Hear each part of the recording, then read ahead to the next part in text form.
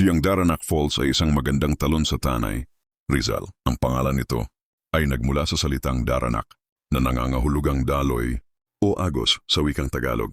Ayon sa alamat, ang talon ay pinangalanan sa isang prinsesa na nagngangalang Daranac. Ang alamat ng Prinsesa Daranac, ayon sa alamat, si Prinsesa Daranac ay isang magandang prinsesa na nagmula sa isang kaharian sa gitna ng kagubatan. Minahal niya ang isang mandirigma mula sa isang kalapit na kaharian, ngunit ang kanyang ama, ang hari, ay ayaw sa pag-ibig nila at ipinagbabawal ang kanilang relasyon. Dahil sa matinding pag-ibig, nagtago ang prinsesa at ang mandirigma sa kagubatan. Ngunit natuklasan sila ng hari at inutos niyang patayin ang mandirigma. Sa sobrang kalungkutan, lumundag ang prinsesa sa talon at namatay. Ang kanyang luha ay naging tubig ng talon na mula noon ay tinatawag na Daranac Falls. Ang Daranac Falls Ngayon ang Daranac Falls ay isang popular na destinasyon ng mga turista.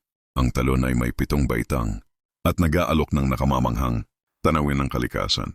Maraming mga aktibidad na maaaring gawin dito tulad ng paglangoy, paglalakad at pagcamp. Mahalaga, ang alamat ng Prinsesa Daranac ay isang kwento lamang at walang katibayan na tunay na naganap ito. Ngunit ang kwento ay nagbibigay ng magandang konteksto sa pangalan ng talon at nagdaragdag sa kagandahan at misteryo nito. Please support Bro Cheeto channel.